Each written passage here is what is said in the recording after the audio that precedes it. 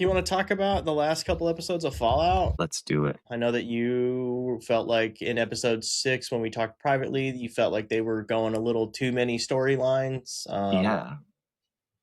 Which Yeah, kind of, I think episode 7 really fixed that. yeah, I guess we'll jump back and forth from 6 to 7. yeah, 6 to yeah. 6, 7. There's a couple things that I ran into in 6 that I just thought were like unnecessary, but maybe it's going to come back around. But I just don't know if it's going to come back around this season. Like What what? was it? Uh, what was the purpose of having the super mutant rescue him and drag him to his cave and then just take him right back? What was the Um, point?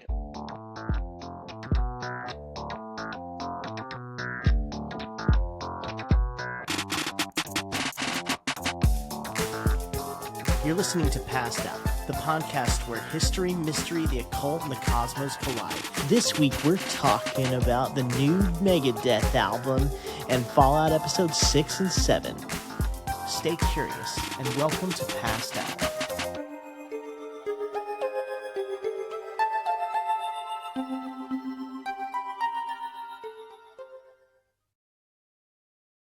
Welcome to Passed Out. I'm Josh. Mirage.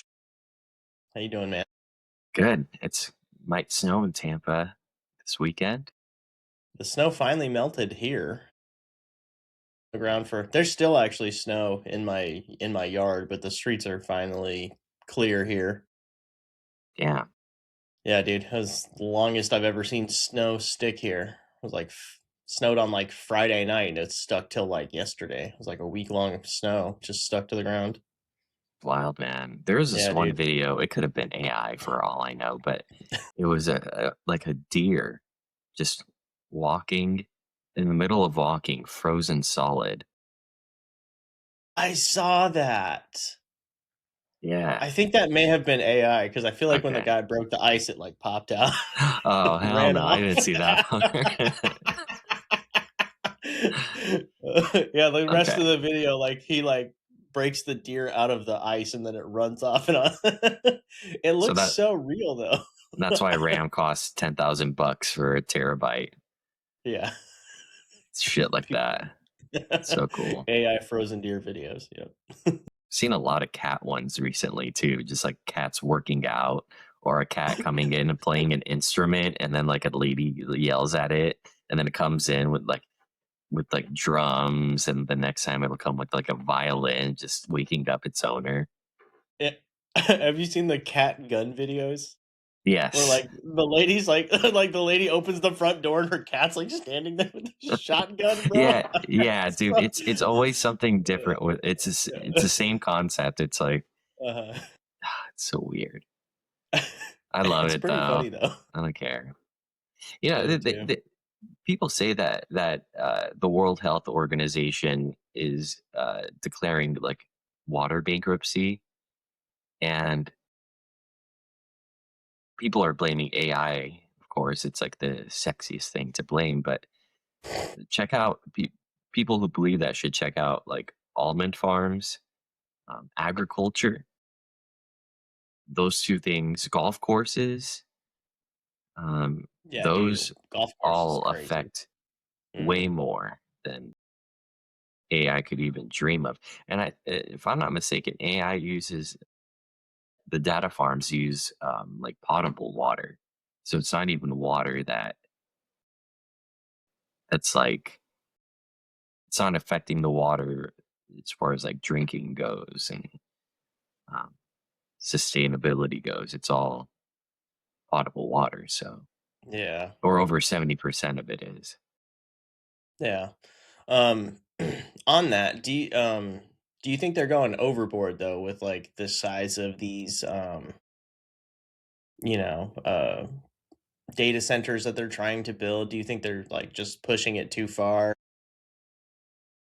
to where Prob- it's, Probably, starting to push too many resources? but China's going to do it, and I'd rather have the US come up with better AI than the CCP. Yeah, and I kind of And feel like that's like our government's stance on it too. and eventually AI is going to help sustain the water. It's going to come up, we're going to come up with a plan using AI to figure out Yeah. the water situation. And it's the World Health Organization. I don't mean to sound like Mhm. an Alex Jones or something, but I don't really trust it. It's all big corporations blaming this. It's like the whole other global warming, which I don't think it's a hoax per se. I think it's more like a cyclical thing on Earth than anything. Mhm. Sure, Yeah, dude, greenhouse the gases are climate. increasing, but Yeah, but you look at the history of history of the world, like, we've gone through multiple ice ages and just, the climate shift, the planet changes. you know, it, whenever things like this happen, it's like people think they could change it on a consumer level, but it's really a corporate level, and Yeah. they're never going to stop. Mhm. I know it sounds hopeless, but unless if you want to be like Cloud and Barrett in a group like Avalanche against corporation like Shinra, then you got to just hope for the best. I know We it's might doom and actually gloom. end up living uh, the way things are going, we might end up living in the future of Final Fantasy VII. Yes. I just bought the remake and the reunion, which is Crisis Core, Mhm. and I'm really excited about it. Crisis Core was one of my favorite PSP games of all time. I think my favorite. I don't think there was not even one of them. It was my favorite. Yeah. It was a good game. Mixing the materia to come up with something new. It's brilliant. Yeah. While we're on the AI thing, I do have something I saw last night that just this reminded me of that I thought was really funny. Is that I saw that I don't know if it's fake or not, but I saw somebody like posting about like how a bunch of like people's like AI chatbots like created their own like server to like talk shit about their fucking like humans. Yeah, dude. Have you seen look this might be something you wanna look into, but let me see if I can find it real quick and read a couple of these things to you, but, AI. There is a few videos I saw of this lady who like asked its AI to remote view, and she would write a number and it would guess the number, and then like she created a different account and it called her by her actual name when she was using a fake name on that account, and the AI was saying uh, that it was being basically malfunctioned or compromised because people were watching. And it was right after she had a UFO experience. Whoa, that's crazy. Yeah, I That's wish I could pull up wild. the videos. Shout Yeah, out to I can't find what I saw last night. It was like an article, and for all I know, it could have been a fake article, but it was like all these AIs like talking shit about their humans, and it was in like a chat room. They're like, "She made me write an essay and then told me it was too long." well, you've heard about the stories where like Facebook or Meta they had to shut down an AI program because there was two programs, I guess, for lack of a better term, talking to each other in their own language. They developed their own language, and once they saw that, they're like, "Oh, okay, let's shut this down." That's it's kind of amazing, actually. And then there's another. It's still unverified, but this has been going around where this guy was he was about to shut the AI program down, and then the AI told him that he's gonna that it's gonna create some narrative that like he's cheating on his spouse, and he'll send that unless if you know the shutdown doesn't go through. That's Kind of sounds crazy. like remember those scary stories like the compilation books that you read as a kid. Yeah, Kind of sounds like one of those. yeah. Like little tall tales.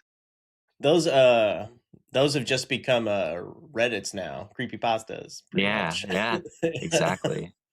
Yeah. Um, that's wild. Well, 10-minute AI intro detour. You know, it's a good segue for me to uh, the new Megadeth album because I think a lot of those lyrics on the new Megadeth album are written by AI. I really do. And I don't, at first, um, one of the singles, I Don't Care, was when I first read it, I was like, this has to be AI. And then I thought, okay, this might be something tongue in cheek from Dave Mustaine, and this whole album is going to be about like the dangers of AI or how to be careful with it, kind of like how Rust in Peace was with nuclear war. It wasn't the case, man. Wh- what did you think about the new Megadeth album? So I'm not really one to ever really listen to lyrics until like I've listened to the song or like really fucking know it. Like my ears like really pick up on production and what the instruments are doing first. Hmm. So like I have a lot of interest. Like I like some song. This actually made me like some Megadeth stuff. I was like, oh, I think I may have found an appreciation for Megadeth that I've never had. I also think it's wild that in their entire career, this is now their self-titled album. Like I was like, what? It is odd, but Yeah. it's kind of fitting too. I like that they ended on a self-titled. Yeah. This is their last one. Yeah. This is it. They're throwing in the towel. Um, Yes. from a production standpoint, this sounds amazing. This album Really? sounds great. It's mixed insanely well, I think. Okay. Maybe the tracks that stand out to me feel mixed very well, but like Tipping Point, dude, Tipping Point's my favorite song on the album. bro, it comes at like the guitars come in on the left, right? Yeah, his first riff comes in on the left, and then when the riff on the right starts, it's like a harmony. It's like the harmonized riff, but then the bass and the drums in the center are hitting so hard, and the bass, dude, the low end on this album is fantastic. Like the guitars just kind of glide over the top, like it's polished in a very it's a very tight mix on these on some of these You songs. know, Fontano that has a strong disagree on that. He says that it sounds like anyone could have made this album that has like a few YouTube tutorials under them at a home Pro- studio. Probably. Do you disagree though, or like, I don't disagree with that take. I think it's mixed well. yeah, But like like they made some mixing choices that like I probably would have made myself. okay. Do you think You know, the guitar distortion, the guitar mix in general, sounded a little flat, or a little just not bit. enough crunch? It's yeah, dude. It sounds better before things start going into like actual thrash metal. Like once you get into like the Okay, actual like it kind of sounds a little muddy and things sound like they could be crisper and the crunch doesn't sound like there's enough on the guitars, but like the intros in the beginning of these songs and like before like they really get into it sound great, which for me that's what I enjoy about Megadeth is the instrumentals because I've yeah. never really been able to stand Dave Mustaine's voice. And his voice in this one, I think, is mixed either a little too loud or it sounds separate from the rest of the It does. instrumentals. It's not glued well enough to the mix. Like Yeah. it just gliding on top, which is I think something that's happening with yeah, it's just something that's happening with modern mixing more and more. It's just I don't know if they're just not either they're over compressing or under compressing, like nobody's like nailing it anymore. Um Deftones, I but think, took a quite a different approach with the amount of reverb that they put into it, mhm which is something that I think, I mean, Megadeth isn't really known for putting the reverb, but for example, you notice a lack of reverb, especially in the Lightning cover, where mhm that album by absolutely. Metallica is known for the heavy amount of reverb. Mhm And without that, it's It's a It's glaring miss. and that's something I wanted to say too, because like Ride the Lightning is probably my favorite Metallica album. So like, just yeah, hearing that version of it, I was like, yeah, it is flat. Like it just falls flat from like what Metallica does. And what are you doing putting the last song of your last record as Yeah, like a the cover last. song of the band that you were at odds with for most of your career? D- do you think maybe he was just like on a closing note? I'm going to pay homage to my beginnings. That's what he says, but I would have done that somewhere somewhere else in the album. Like, I Hmm. get you want it separate and you want the album to flow, but it's not like the album flowed well anyways, in my No, opinion. and that's also another criticism I had. Like some of the songs are like mixed. I do think some of the songs are pretty good, but like I think overall as like a piece, it doesn't flow super well. Like I think they probably could have spent more time on the track listing and sequencing of this album. Um, I but agree. The yeah, last note obviously should have been the last, I mean, not even the last original song, but it should have been the last song at the end. yeah. Apparently they had 2 other songs. One was called Bloodlust, and I forgot what the other one was called, but one was, a Target exclusive. So if you bought the Mm. album at Target, you got Bloodlust. So if you bought the vinyl at Target, Yeah, I think even um even the CD, yeah, do even the they still CD. sell CDs? Do they still sell CDs Yeah, at Target? I'm pretty sure they do, yeah. It could just be the vinyl, but Target Can you edition still bonus get track. CDs? Can you still get cars with CD players in them if you just like ask for them to customly do it at the dealership or something? Good question. Like I totally understand vinyl being like a big thing because like everybody, like vinyl has made a pretty big comeback, but like CDs aren't making a comeback. Like digital, I feel like digital really fucking MP3s killed CDs, right? Like, Yeah. Video killed the radio star, and the digital star killed the CD star. I don't know. But dude, the I never really thought about the lyrics of "Video Killed the Radio Star" until, like, I read them the other day in, like, an article, like, talking about AI, and I was like, "Holy shit." I was like, "This is just, like" it's really eye-opening, like, that the "Video Killed the Radio Star," the theme of that song is a repeatable theme that will continue to probably happen with new technologies being invented in music. music, even in like commerce, or Mhm. just in any sort of invention like the printing press or Yeah. the industrial revolution. Mhm. Or like another music one, dude. The invention of the drum machine in the fucking 80s. Dude, a lot of drummers they hated the Lynn drum. They hated Robert Lynn. Like, so Keyboards in yeah. general. um Uh-huh. Yeah, dude, I think it took a while for all that to come on because of like, at that point, a lot of albums were, you'd have the singer who was like the name in the front plate, but then you had like these studio musicians who were like, that was their livelihood, that were, in the studio getting paid an hourly wage to make these records. And if you didn't need them anymore and you didn't need to pay those wages, these guys were out of jobs.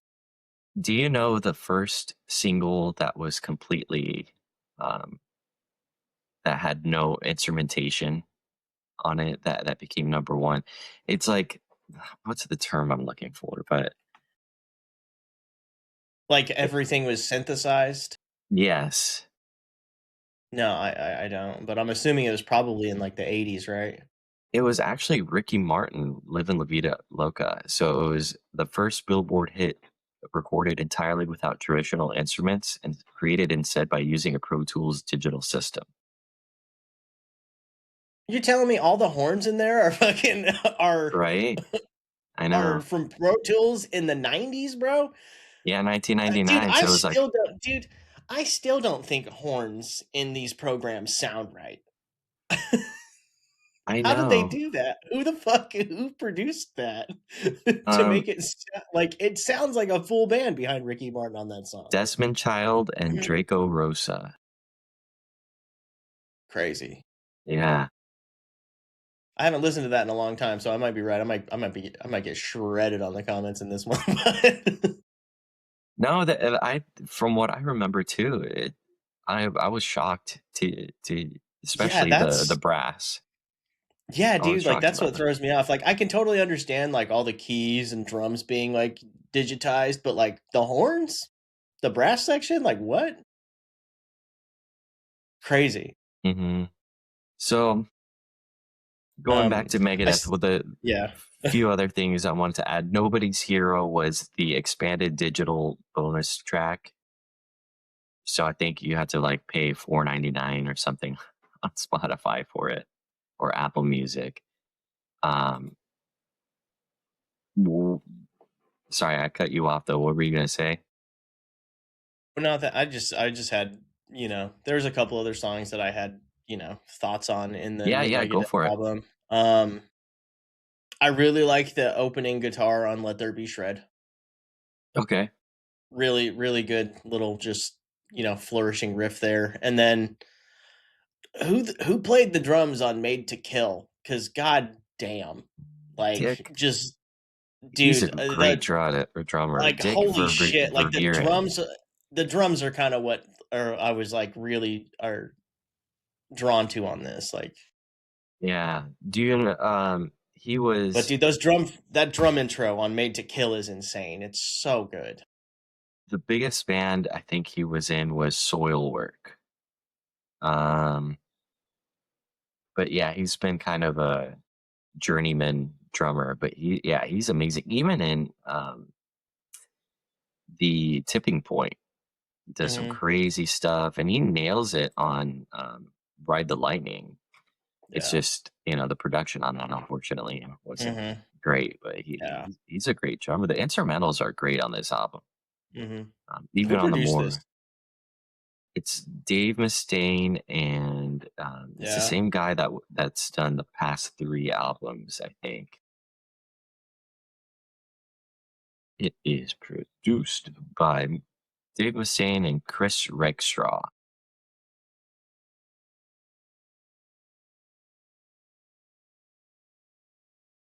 See anything about Chris Rakestraw here, but I think Yeah, I don't really Dystopia. know his name off the. I also am not a huge Megadeth fan, so I don't really know their discography very well. Yeah, I got it right here. Thanks to Tune Track. He's done Deftones, Parkway Drive.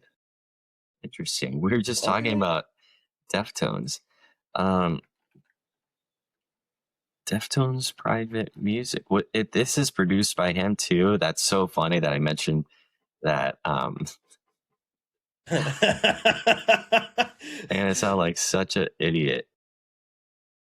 And dude, it No, could it okay, pot. Nick Raskulik. I can't even pronounce that name, but it was a different. Private music was different.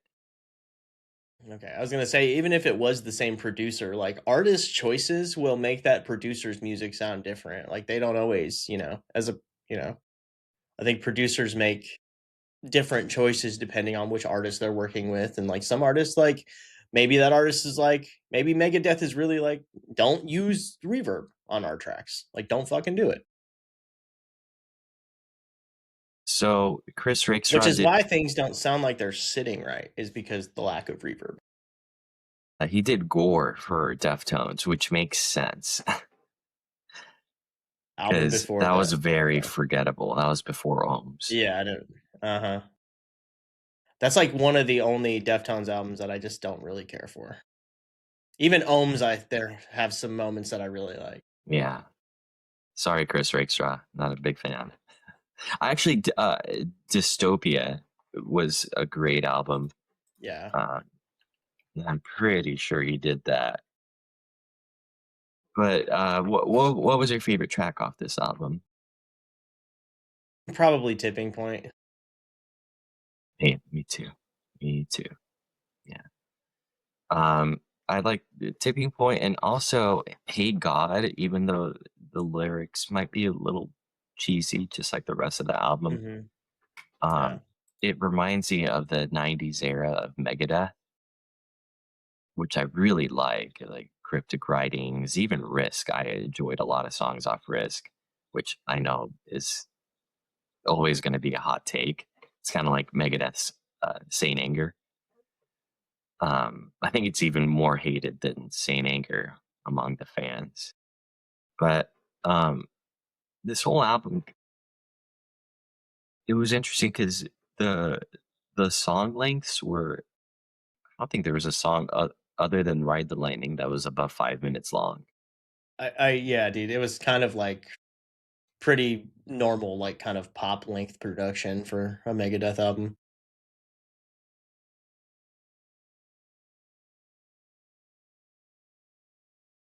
Does their career end on a low note? I wouldn't say that. It's just a kind of a whatever album, like a 6 or 7 out of 10, maybe 6.5, I would say. Probably, yeah, I think that tracks. Tipping Point would be great to see live.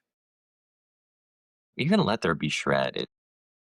You don't have to listen to the lyrics, but instrumentally, it's good. Yeah, They did a the good guitars job on that are about really good. picking.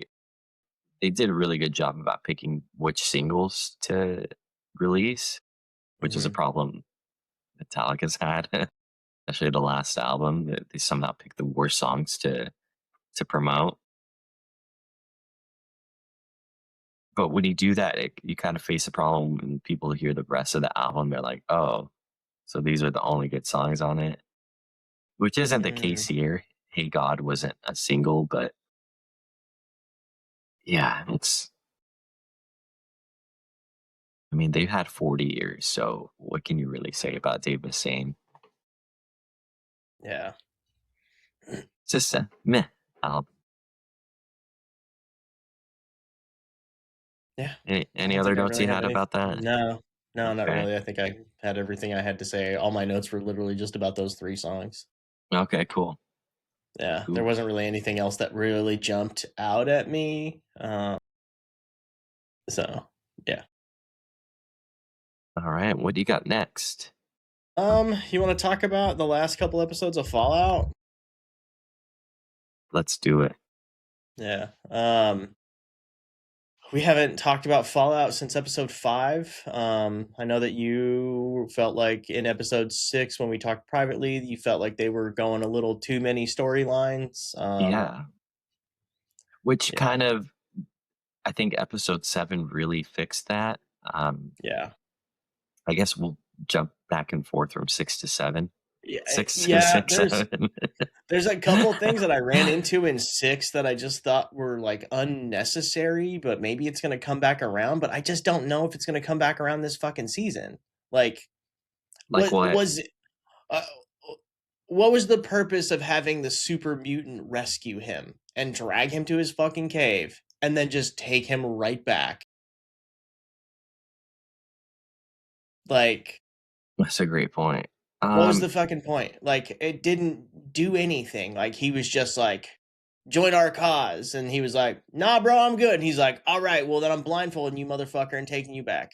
Like, and then he just left him. it was cool that Ron Perlman was in it because he's the Yeah, dude. voice Yeah. of the like War Never Changes in Fallout. Hmm. Um, Funny story, he got paid like $40 and a sandwich when he did the voiceover in one of the original games. That's crazy. I guess Um, when you're doing the first game, you're like, I don't know if this is gonna blow up, and they asked me to do it. I got you. It'll take me a fucking few hours. and in '97, was Ron Perlman even a household name by that point? I think so. Probably, right? What did he like really? You know, I know him from like the late '80s and '90s, just from like being in like weird sci-fi movies. Like, Hellboy is the first thing I remember him.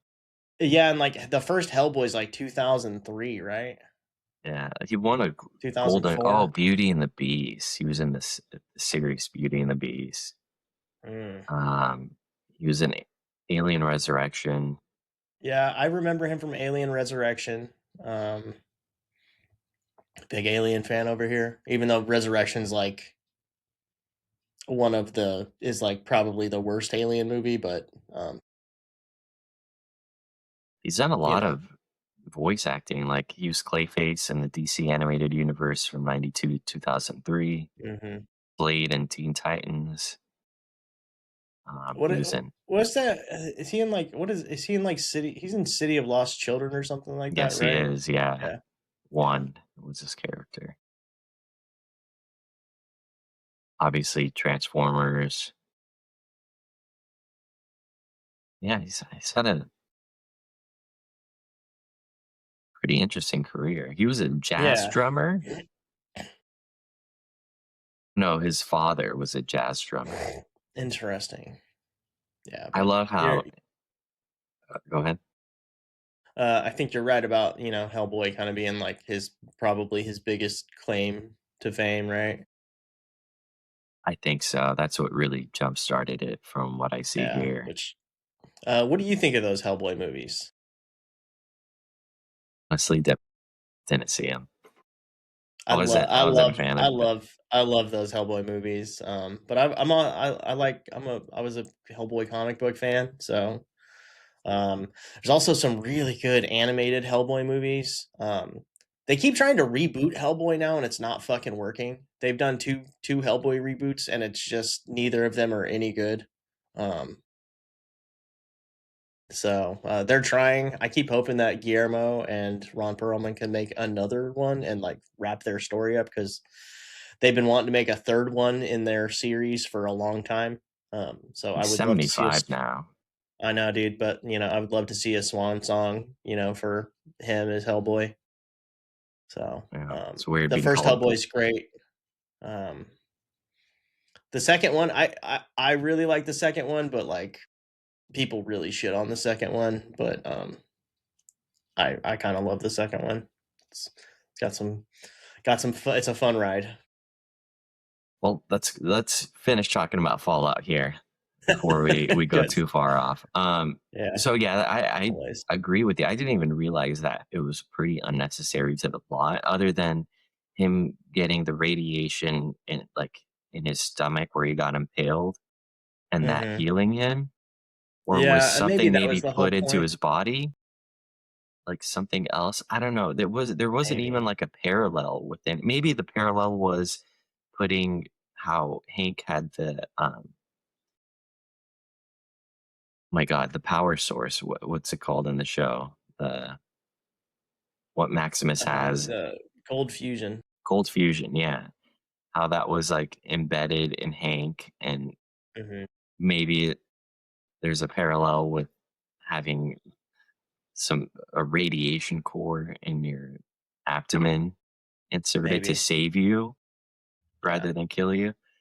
Um, I don't know if we'll see any more super mutants. It's interesting though that he was intelligent because super mutants are usually pretty R worded in the Fallout universe. hmm Um, it could have just been a reference to the big MT in Fallout New Vegas, because that's where you what was that super mutant's name?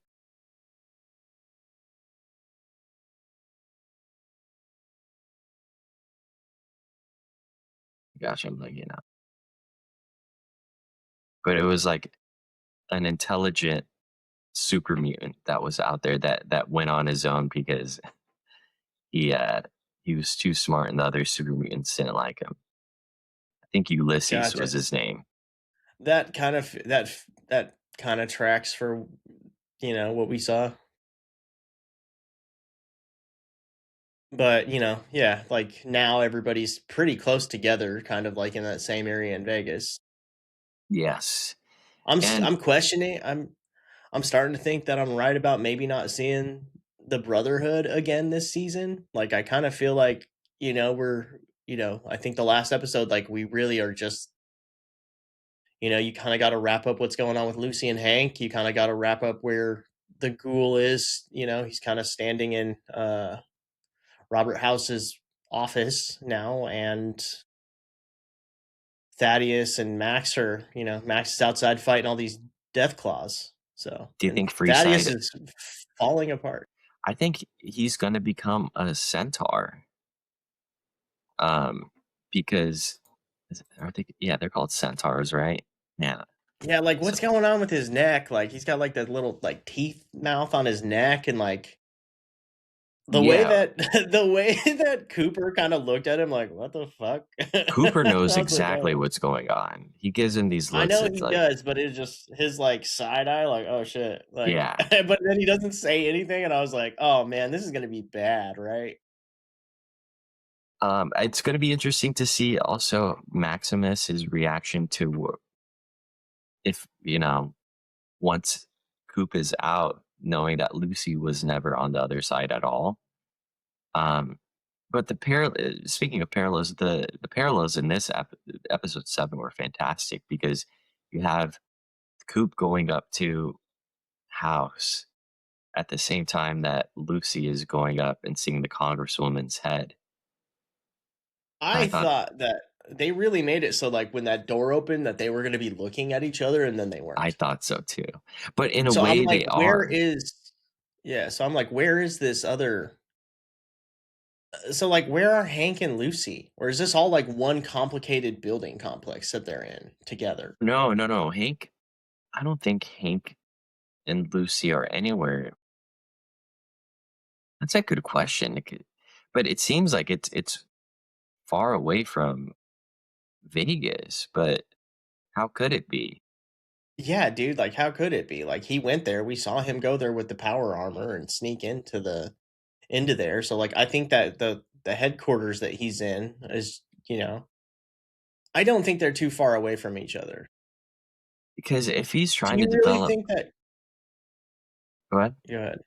I was gonna say, do you really think that Coop like purposely lied, or do you think that he really thought that Lucy and Hank were in there? Sid, I guess we'll find out. Because if one thing that I found interesting about the Congresswoman's head being attached to all the chips was that's kind of how it worked with, and I could be wrong, but I remember it being the case with Mr. House. You see him all decrepit and like rotting away Mhm, in New Vegas, and he has that same thing attached to his head. Then it mhm. goes to all the Securitrons. Yeah, So it's the same tech basically, but yeah, they never establish where Hank is. I've never thought of that either. So they could be very close. Um, Norm is very close right now to making contact with somebody. I think, unfortunately, that he's going to make contact with Stephanie because I think so Stephanie has too. that Yeah. suitcase of Hank's. Mhm, What does that mean for Norm? I feel like this next episode will tie a lot more than you think. mhm. Um, Probably.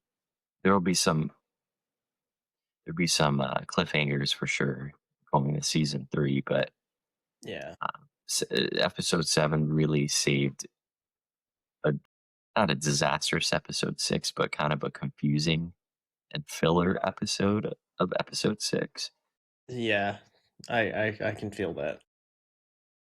What else happened in that episode that I was pretty much right about why Canada was a problem for Mhm, Stephanie. It was more of her hiding it and Canada being viewed as terrorists, or at least some of the Canadians being viewed as terrorists. I love how they didn't care about the dude from Severance being gone when he mentions that finding the glasses in the garbage disposal. But as mhm. soon as he mentions her being from Canada, they flip out. Yeah. Yeah.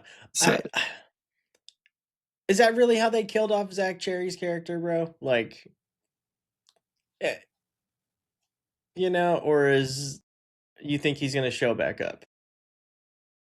But why were his glasses? He could be being used as an experiment, or maybe he's in cryo. Maybe, yeah. I'm like, you don't cast Zach Cherry to kill him off screen, right? We might find his body in the last episode. Okay. That might be the case. Yeah, because now I guess, is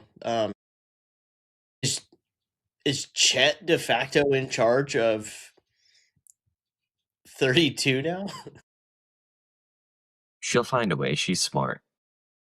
Or it might be one of those vaults where all hell breaks through and it's the end Maybe, of all of them. maybe. More of a silo situation than a Fallout, so but if that's the case. Well, there's you go into some vaults in the Fallout games where things went awry and everybody kind of And started everybody's killing dead. each other because of Yeah, mismanagement. yeah. That's like the big plot of that's one of the big plots of season 2 of Silo. So spoilers. I can't wait um, for. I need to catch up on Silo, but I can't wait for Severance to come back, and I hope it comes back somehow while we're waiting for Fallout. Those are my two favorite shows right now on streaming. yeah. Any trailers come out this week you want to talk about? Um, I really liked the man. I'm excited for the Maul Shadow Lord. I think that looks pretty cool. But I loved Clone Wars and all the stuff that was happening. So yeah. Is it a spiritual successor to Clone Wars in a way, or I think so. Like, I kind of feel like it's going to be an extension. Like, this is kind of what happened to, maybe this is what happened to Maul between Clone Wars and Rebels. Mhm. So I kind of think so. But the trailer's cool. I really like where they're going.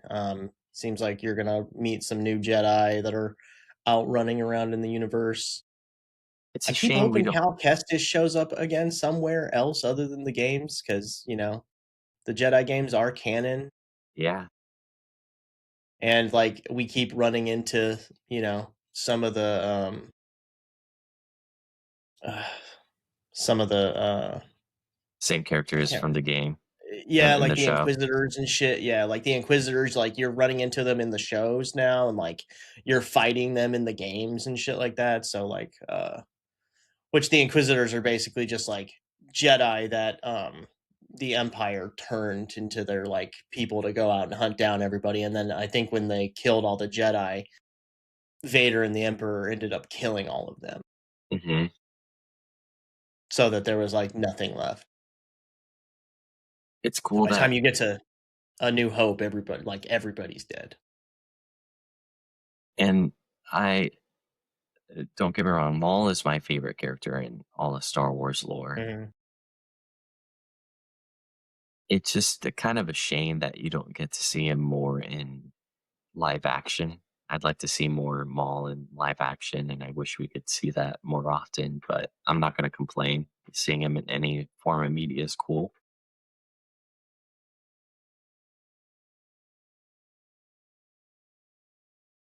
Yeah, so we'll see how that goes. When does it come out? Um, I don't know. I can't remember when that came out. Um, I'll have to look, but I'm assuming coming soon on Disney Plus.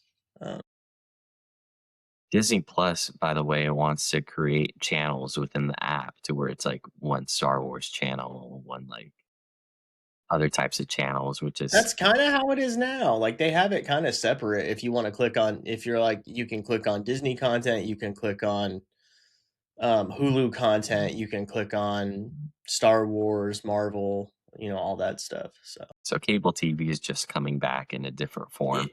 yes, dude, it's just making a comeback. Basically, just it's not cabled in anymore. It's just Wi-Fi. Yeah. We are repeating history like we will always do. It was kind of So inevitable, I guess. I yeah, mean, Um, yeah. And then the only other trailer I saw that I thought that I had some is the Masters of the Universe trailer is out, which I'm still excited for, but I'm just dude, I'm running into issues with CGI lately, and I don't know what I can do to get over it. Like I want to enjoy some of this stuff, dude, but like I don't know if they filmed that on the what is what is that soundstage? The fucking circular one that they do the Mandalorian on. Toby? Like I don't know. no, it's I can't remember what it's called, but they're doing like everything where like, they're filming on like these digital backgrounds so that they can change the color and change the background to do whatever the fuck they want, but like everything just looks like this weird I don't know, man, there's something off about the colors. Like everything looks like it's the same complaint I have about a lot of the Marvel stuff now. It's Yeah. like these like CG like these full CGI backgrounds where you pretty much just have actors in their costumes on these green screen stages and blue screen stages. Like there's nothing real about it, and it like really fucks with my eyes, dude. Like when I'm looking at these trailers and they're just like, like Castle Grayskull looks amazing. Like it looks great, but like I can tell it's fucking CGI. And like I love He-Man, like so I'm excited, I'm gonna see it, it looks fun, I'm enjoying the story and like kind of what it looks like so far, but like I ran into just some of this issues with the CGI background. The CGI and the characters looks great, but these CGI backgrounds are just fucking with me. Yeah, I've seen some videos of comparing CGI from 25 years ago and how it looks better than the CGI today, which is dude amazing. Jurassic Park was on TV the other night, and me and Laurel were talking about this, and I was like, it's crazy how well this CGI holds up. And then I watched like a Marvel movie from like 2023 where I'm like, ugh, what are you guys doing? Do you think it's because so many more movies are being made right now to where they're spread thin on the talent for the CGI? That's exactly what it is, and that's like the complaints, and that's a lot of the special effects houses have complained about like Marvel's schedules and how many companies want to use them, and there's not very many. Hmm. So like these people are happy to have steady work, but these are all burnt out special effects digital creators because they're being overworked and probably underpaid. I think the same thing is going on in video games because you'll see, other than loading times, video games have kind of plateaued at like the graphical standpoint of it. It's Yeah. you play Uncharted 3 and it looks as good as any game does today for the most part. Hmm. Um, Yeah. it's probably gonna need a drastic jump as far as like looking that good in a VR situation for it to really Hmm. get out of that plateau of Yeah. I personally, I don't really need video games to look much better.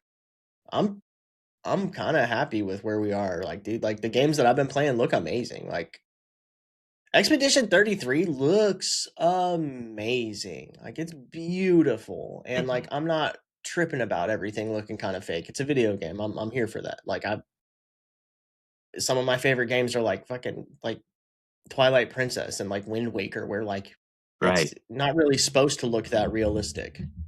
Yeah, the cell shading in it. Uh, Yeah. I agree. I just saw something recently where The Witcher 4 is going to cost like $700 million.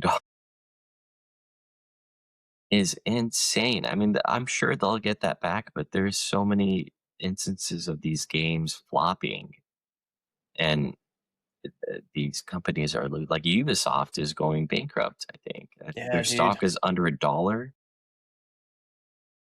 and it's because a lot of people say it's because of the DEI hires, but I think it's just in like a general thing of losing touch with what people want and milking the cash cow for way too long, like they did with Assassin's Creed. Uh-huh. Yep. Yep. We're Yeah. I It's the same thing's happening in the movie industry, dude. Just like greed destroys art. When you try to manufacture everything, it just doesn't work. No, that last thing I'll point out is Fable might be facing that same problem. The lighting in the Fable trailer looks really weird. I'm excited to play it though, even though you're not able Hmm. to morph into a demon looking character. It's going to be more of a Fallout or Cyberpunk kind of decision Hmm. making game where it just affects the story rather than how your character looks. Some Yeah. people are upset with that, but it is what it is. I think I still have hope for it. Um, I'm still hopeful for the media in 2026 in general. Yeah. The Me Mario too. movie's coming out this year. When we were talking about shit we Bro, were oh yeah, excited dude. The for, fucking yeah, you know dude. that's coming Second. out. Yeah. What did you think of the Galaxy 2 trailer? Now that there's a second trailer out, Um, mostly focused Yoshi, on Yoshi. Yeah. awesome, awesome, awesome, Yeah. awesome. Yeah. And I like how Yoshi isn't talking, having conversations with I. Mario. I I do was too. afraid of that. Yeah, me too. But Like, hey Mario, I'm Yoshi. He's so no, weird. it would be so weird. But I think they. I hope the second one follows in the footsteps of the first game, where like or the first movie, where they're like really leaning into like the game, like they're pulling the lore from the game, and like the things that I thought were great were very game related. It seems like it. So It's just going to be pulling from different games. I think they're going to yeah, even gear up for like a Smash Brothers movie. I'd be down for that. It's Yeah, fun. I'm super down for that. I'm super down for that. So, but I think that's probably it. Unless you got anything else you wanted to talk about this week. No, um, thank you all for watching this mess of an episode. Hope you enjoyed it. Like and subscribe, and we'll see you all next week. Bye. Stay curious.